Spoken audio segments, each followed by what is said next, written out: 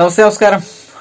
അപ്പോൾ മീഡിയകളിൽ ഒത്തിരി ആളുകൾ വന്നിട്ട് ഈ റോക്കിനെ വിളിക്കണില്ല, റോക്കിനെ വിളിക്കണമെന്ന് പറയുന്നുണ്ട്. പിന്നെ ഏതാണ് ഈ റോക്കി? നമ്മുടെ ബിഗ് ബോസിലെ മാന്യനായ റോക്കിയില്ലേ, നമ്മുടെ ആ പയ്യനെ തല്ലിക്കൊണ്ടുപോയത്, അവനൊക്കെ എങ്ങനെ വിളിക്കാനാണ് ഇനി? വിളിച്ചിട്ടുള്ള കാര്യമുണ്ടോ? ശരിക്കും പറഞ്ഞാൽ ഗെയിമിനോട് കുറച്ച് മാന്യത എന്ന് പറഞ്ഞൊരു സംഭവമുണ്ട്, അത് കാണിക്കണം.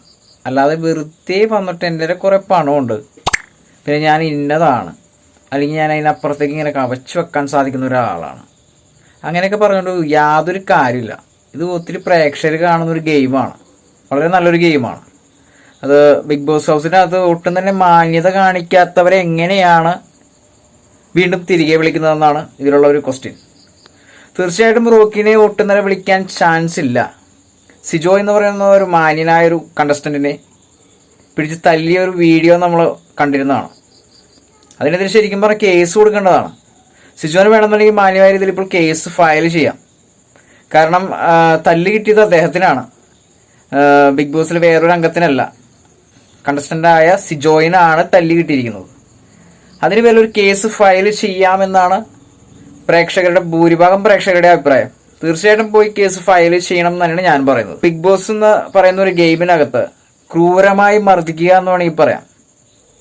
അത് സിജോ എന്ന ഒരു വ്യക്തി ആയതുകൊണ്ട് മാത്രം ക്ഷമിച്ചിരിക്കുന്നതാണ്. ബിഗ് ബോസിനുള്ള ഒരു അപേക്ഷയാണ്. കാരണം വളരെ ക്രൂരമായ രീതിയിൽ പ്രതികരിക്കുന്ന കണ്ടസ്റ്റന്റിനെ ഒരിക്കലും സെലക്ട് ചെയ്യരുത്. ഒത്തിരി പ്രേക്ഷകർ കാണുമ്പോൾ അവർക്ക് ഒത്തിരി സങ്കടങ്ങൾ വരാൻ ചാൻസ് ഉള്ള ഒരു രംഗങ്ങളായിരുന്നു ഈ 6ാമത്തെ സീസണിൽ സിജോയെ തല്ലിയ ഒരു കേസ്. അതിന് ശരിക്കും എന്തായാലും ഒരു നിയമ നടപടി എന്തായാലും തീർച്ചയായിട്ടും എടുക്കണം എന്നുള്ളതാണ് പ്രേക്ഷകർ ഒരു 98% അഭിപ്രായം.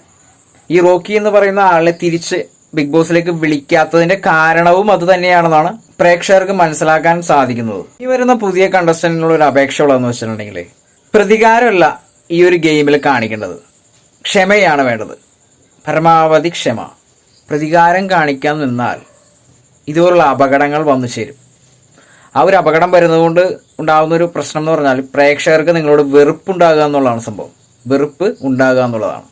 ഇപ്പോൾ ഈ സിജോ പിന്നെ റോക്കി ആയിട്ടുള്ള ഒരു പ്രശ്നം, അതുകൊണ്ട് തന്നെയാണ് ഈ പറയുന്ന റോക്കിയെ വീണ്ടും ബിഗ് ബോസ് ഹൗസിലേക്ക് തിരിച്ചു വിളിക്കാത്തത് എന്നുള്ളതാണ് സത്യം. ഈ പറയുന്ന കാര്യങ്ങളോട് യോജിക്കുന്ന പ്രേക്ഷകരുണ്ടെങ്കിൽ കമന്റ് ബോക്സിൽ വരിക.